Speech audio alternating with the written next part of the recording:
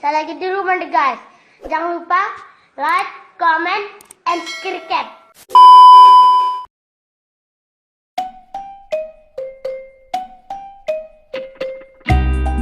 Halo semua, selamat datang kembali di YouTube Raihan Fajar Satrio, channel yang tentunya membahas konten yang kreatif, inspiratif, dan sangat informatif. Kali ini kita akan membahas mengenai perbedaan manajemen logistik di perusahaan kargo, maskapai, dan juga bandara. Tanpa berlama-lama lagi, mari kita lanjut ke videonya, let's go!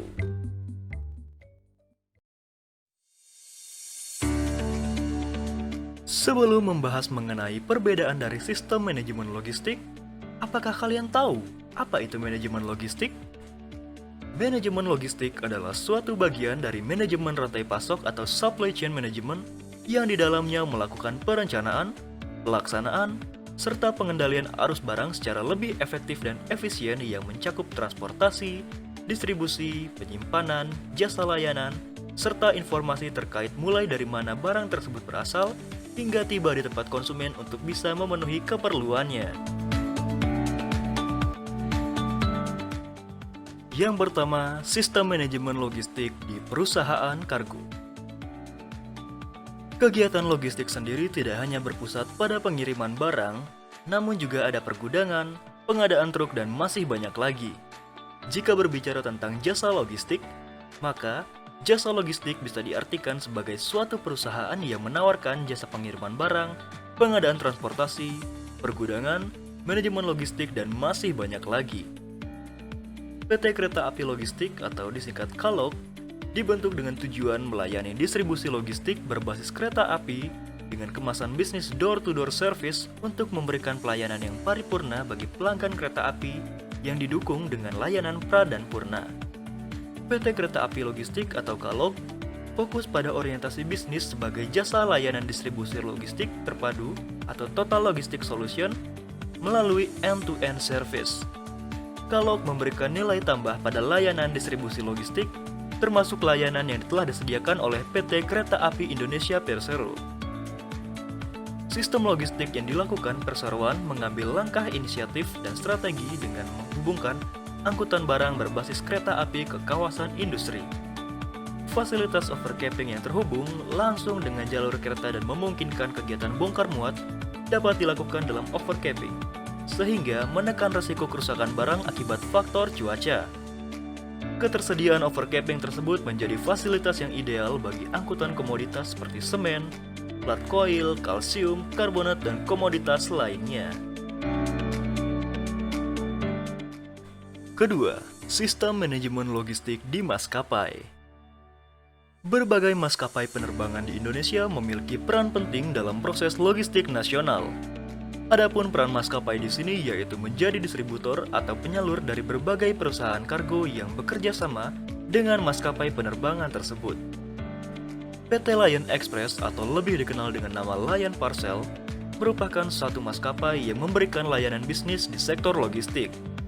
Salah satu keunggulan dari perusahaan ini yaitu adanya tempat penimbunan sementara atau TPS yang dapat memangkas waktu antre pengecekan bea cukai hingga 70% lebih cepat dibandingkan di bandara.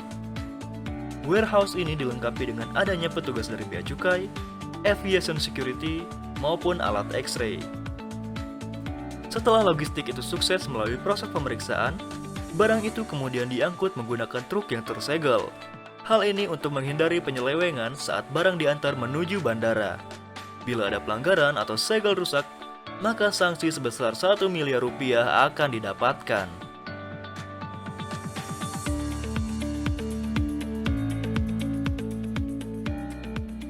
Ketiga, sistem manajemen logistik di bandara. Siapa yang tidak tahu bandara?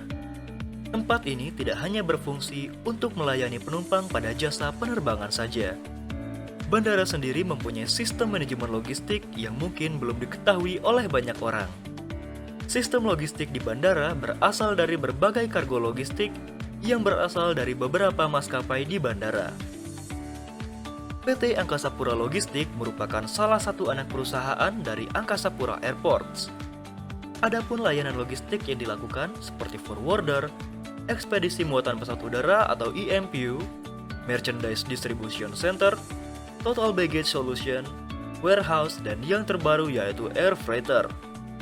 Dalam melayani jenis pengiriman kargo, perusahaan membagi dua kategori dalam kargo tersebut, yaitu kargo umum dan kargo khusus seperti produk laut, produk berbahaya, dan produk dengan ukuran berlebih. Penanganan barang di terminal kargo meliputi 4 fungsi, yaitu konversi, pemilahan, penyimpanan, serta fasilitasi dan dokumentasi. Pada proses konversi, barang-barang yang memiliki ukuran kecil digabung menjadi satu unit yang lebih besar agar lebih mudah dalam penanganannya saat diproses di sisi udara maupun di pesawat. Setelah dikonversi, maka kargo akan dipilah berdasarkan tempat tujuannya dan akan disimpan untuk dikirimkan nantinya.